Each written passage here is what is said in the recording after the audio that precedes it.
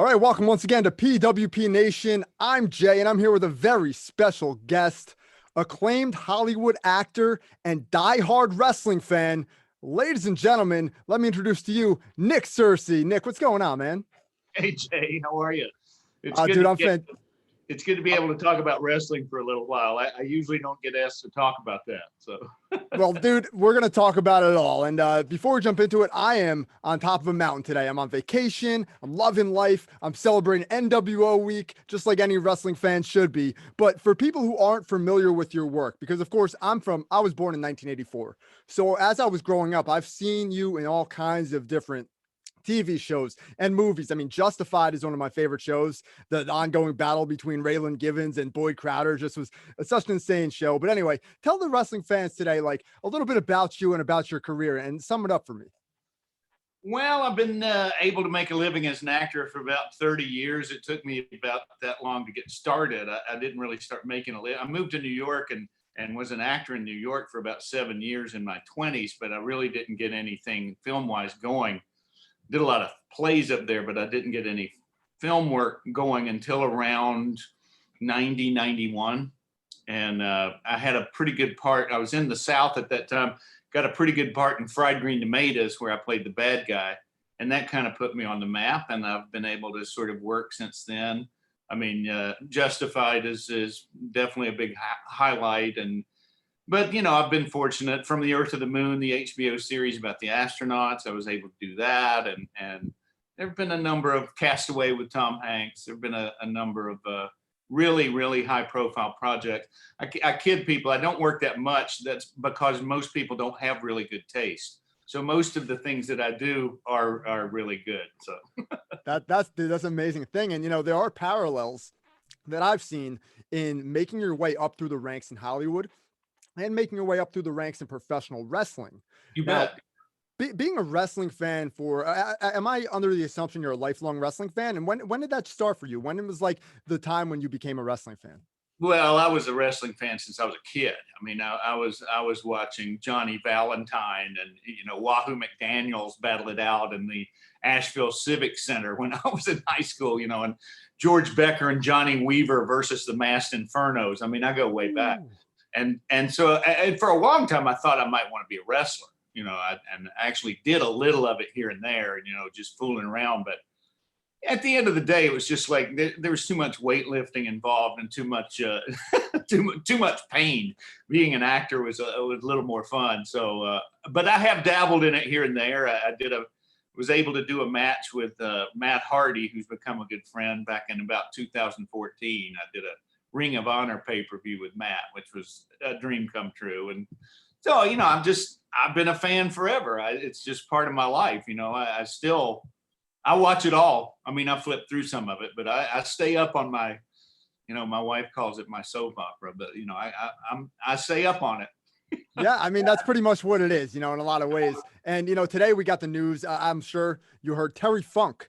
He could be suffering from dementia. If you haven't heard the Oh, news, yeah. that's some bad news today. But Terry Funk is actually my first interview in professional wrestling. He's the first wrestler I ever interviewed. It was actually backstage at Ring of Honor, coincidentally enough. And I walked up to him and I had no idea what I was doing. And he was so polite and so nice. He pulled me in close. He understood where you stand, where the wrestler stands, where the interviewer stands. I had no idea. I never paid attention to Mean Gene. I always paid attention to Hulk Hogan. So he was just such a gentleman that day and kind of like talked me through it. And it was so nice to me and helped me feel like I had done it 1,000 times. That's how awesome he was in my short interaction with Terry Funk. But I'm sure that's a wrestler who you grew up watching. Tell me a little bit about your memories of Terry Funk. He's still with us, obviously, but when dementia takes over the brain, I mean, we want to get our thoughts out to him as quickly as possible. Very, very sad to hear that. I actually didn't know that, but I grew up in the sort of mid-Atlantic Jim Crockett promotion, North Carolina, Atlanta. So the big guys there were Ric Flair, obviously, and Ricky Steamboat. Terry Funk would only come in once in a while. He was more Texas and the world class championship wrestling, and that kind of thing. But I just remember him over the years. I think the first thing that pops to mind is the big I Quit match between Terry Funk and Ric Flair, which I think was in the '80s, and Yes. bloody and just harrowing. It was a great match.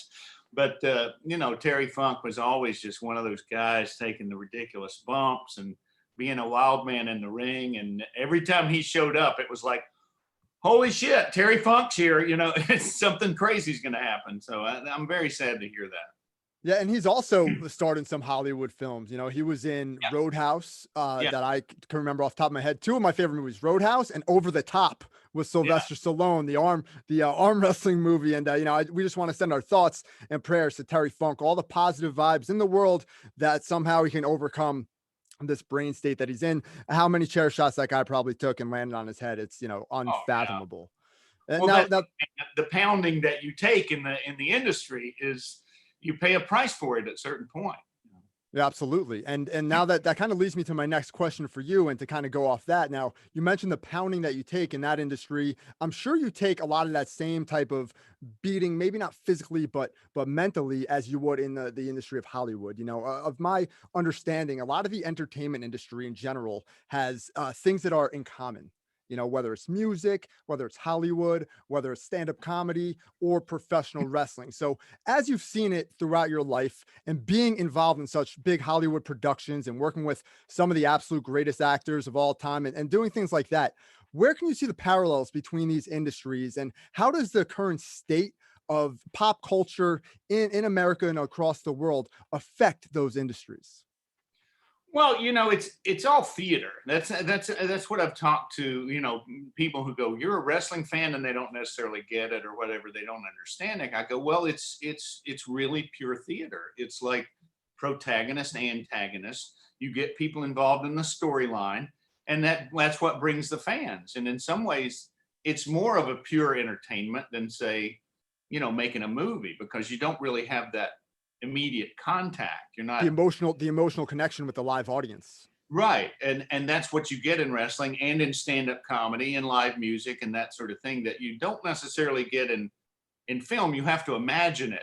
You have to, you know, what's the audience, how's the audience going to react, and I'm going to play to that. Whereas I've been doing some stand-up comedy lately too, just for the hell of it. And it's like that immediate response is how you figure out, that's how you shape your act.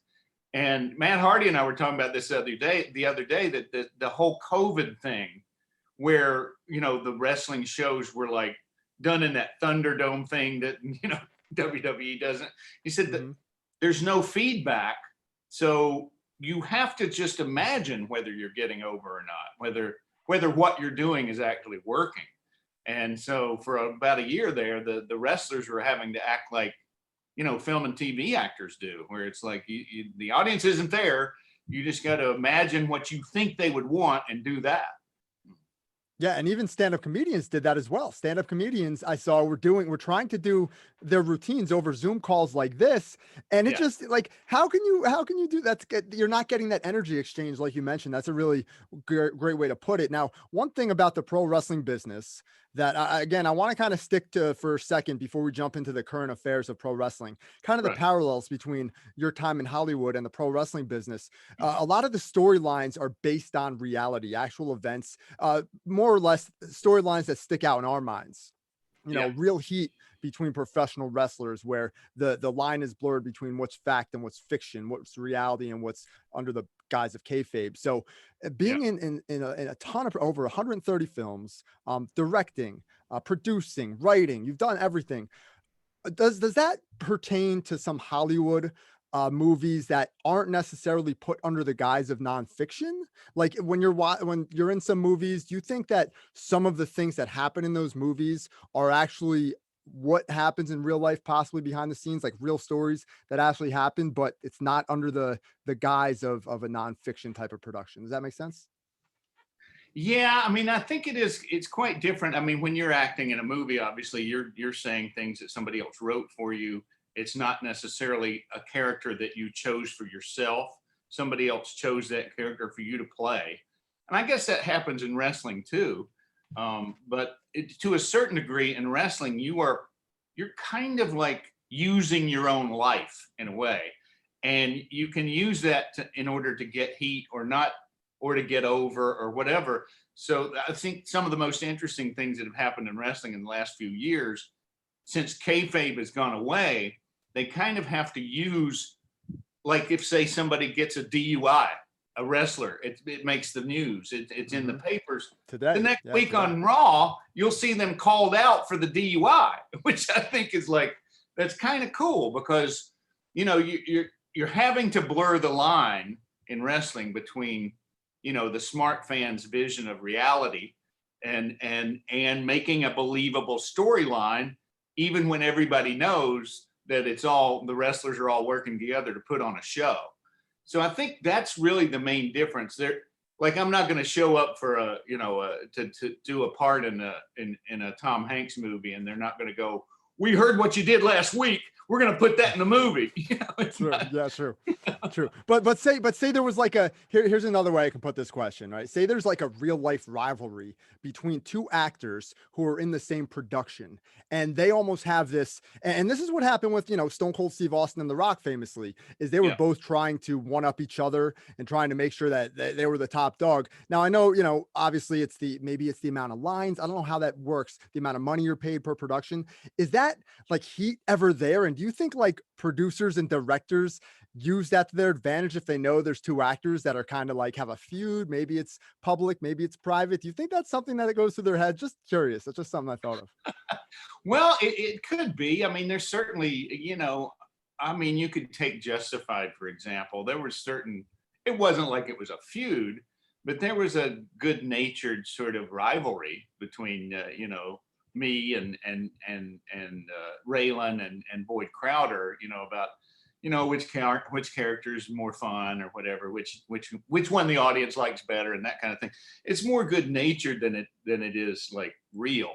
But you know, actors have egos just like everybody else. I mean, there's a lot of competition in Hollywood, and you know, there's you know, when you're a character actor like me, you sort of are, your competition are the other people in your category, In you your know. niche, who you're competing against in the auditions, and when a director takes like a list of actors, where you rank, correct? Something along those lines. Right. Yeah. And so, you Got know, it. basically for the last 15 or 20 years, I've been competing against the other old fat bald guys, you know, because that's the category I'm in. Life, So man. yeah, I mean, you know, we see each other and we joke around about it, and but it's not. I wouldn't say that there are that many like actual feuds in Hollywood. It's more a little bit of a joke. Got it. Okay, that's awesome, man. And let's talk a little bit about today's pro wrestling scene. And I'm going to be honest with you, I do not watch WWE or AEW live anymore. I pick and choose what I want to watch. It's not must see TV for me, man. I'm open up the horizons. I want to talk about other topics, other things now. But you know, I think that could be the same could be said for a lot of fans who grew up watching in the 80s, 90s, of course, your era. So tell me a little bit about your thoughts on the current state of professional wrestling, and more or less also your thoughts on All Elite Wrestling as being kind of like the new kid on the block to make a bang in the business. Yeah, you know, I'm kind of the same way. I sort of tape everything and flip through it, you know, because there's a few things that I think are interesting, but a lot of it I'm just not really all that interested in. And I think that's because I think part of the reason is they've gotten so safe. Everything is just sort of, there's nothing controversial going on in wrestling, which that used to be the fuel, you know, that was what brought you back every week was the controversies and stuff. And like, you know, Stone Cold getting hit by a car and who did that, and Triple H and all that. They just don't do the really, you know, kind of believable things anymore. It's all kind of watered down. I do like what's happening in AEW. You know, I think they're doing some pretty innovative things. They're doing some things that are kind of a throwback. You know, like they've been having blood in their matches every once in a while, which of course is completely taboo on WWE programming. Right. Yep. But sort of bringing that back, it's like, I don't know if you saw that. Gosh, what's her name? Britt Baker, the Yes. AEW champion now, and that bloody match that she had, you know. Yeah, and that moment where she was aware enough to know exactly what the camera was, to know Yeah, exactly what kind of facial expression to make and make a big deal out of that. That's yeah, really what sinks that into our minds for now, forever, yeah, probably. yeah. And I think, you know, I miss a lot of the old, like they used to do storylines that really pertain to current events in a way. And like, I remember one of my favorite old storylines was when Rusev first came on with Lana, his Russian, you know, valet or whatever. And they would do that thing where he would go, you know, our glorious leader, Vladimir Putin. And they would put Putin up on the thing. And I just thought that was hilarious. You know, I thought this is great. But then they kind of chickened out on it. It's like, as soon as Putin kind of really got into the news, they kind of bailed on that whole storyline and made him into something else. And I was like, that's a missed opportunity. I don't know what they were scared of. You know? That's exactly right. It's the same mistake that they've made countless times by pulling the plug on young, promising talent and not taking them to that point where they're going to get to the next level on the card. Because ultimately, when you're in a position like Rusev at WrestleMania against John Cena, with that kind of the culmination of the storyline you're talking about, your next step is the world title. Like, that's where your next step is going. But time and time again, they miss the ball on that. Why do you think that is? Like, because you mentioned that they used to keep up with the times, like the Attitude Era, and even in the 80s, dude, even in the 80s. And now they're almost too scared. Do you think that kind of resembles the current state of like the country, not just political, even though I do believe the media and politics kind of like push forward a narrative and agenda to get everybody to act a certain way? Do you think it's like this almost watered down version of what we used to have, and maybe like it's going to get better on the other side of this era that we're in? Do you think maybe that's the reason? I think there's two factors. I think probably the biggest factor is since WWE had become sort of a monopoly, and there was really no real competition. They became such a corporate entity that, like, they're trying to do mass entertainment. So in that sense, controversy doesn't really necessarily help them. You might offend somebody who's got a company that wants to invest in your company. So they try to keep everything a little bit sort of Pollyanna-ish, and they're afraid. Whereas in the old days, you know, you were kind of desperate to get eyes. So you were willing to do the most controversial thing to try to get people to watch your show. And I think that's probably the biggest part of it. It's also, we're now going through this whole woke cancel culture stuff, which everybody's afraid of. Mm-hmm. And so they're afraid to do things that, you know, might be considered, you know, bad taste or whatever, when bad taste was what I tuned in for. That's what I wanted. You know? Exactly. And let me tell you something, Nick. If there's one person that's not afraid of cancel culture, it's me, brother. I am not afraid of it. Bring it on. I've already been completely deleted on Twitter, but at least my brand at PWP Nation survives. And that's all because of cancel culture. It was coordinated effort by a few just, I don't know, jealous or mentally depraved or deranged people who disagreed with what I said. And their objective was to push me to the limit until I reacted in a certain way to get Twitter to take my account away. You know what I'm saying? And that's really like scary stuff for most people. I wasn't really affected by it, but that's scary stuff for a lot of people out there. Well, it's like they don't, you know, you talk about these times in the history where people who disagreed or didn't have a popular opinion were basically killed by their government. You know, they were actually herded up and slaughtered. Now they don't have to kill you. That takes a lot of work to actually murder somebody. Now they can just take you off, make you disappear. You don't have a voice. You're not on Twitter. You have no social media presence. They don't have to bother killing you. They just completely erased you.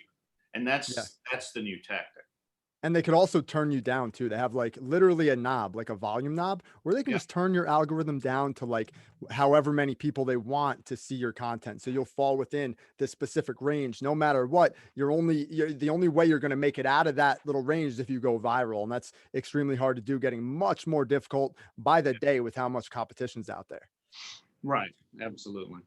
So, hey man, going back to like storylines in the 80s, you know, when you had the Iron Sheik and Nikolai Volkov in the 80s, and the Iron Sheik would come out and go, Iran #1, USA, and you know, Volkov would sing the Russian national anthem.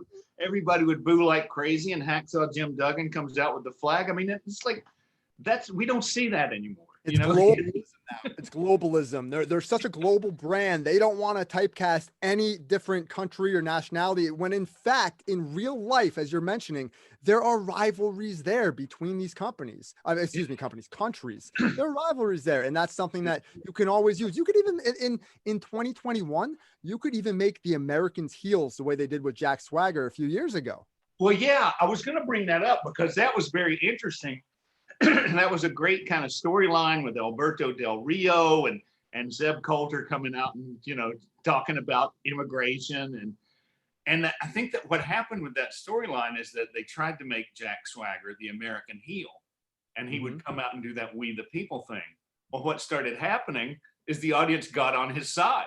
The audience was always standing up and going, "We the people," you know, It got and over, yeah. backfired on him. And I was watching this at the time thinking, this is really great, because what could happen now is they they put Swagger over on Del Rio, and then you've really got something. Then you can have Del Rio, the noble, immigrant, sort of fighting back against but no, they chickened out. They never put the belt on Swagger. It's Yeah, like, and also really quick, you might have forgotten this little tidbit to that story. The brakes got put on that entire storyline because Jack Swagger got caught smoking pot. And oh wow. yeah, so he got busted. He got arrested right in the middle of that angle. He got arrested, and they had to put the brakes on it for 30 days while he served a mandatory suspension. Oh wow. Well, I didn't know all that. I thought they just chickened out.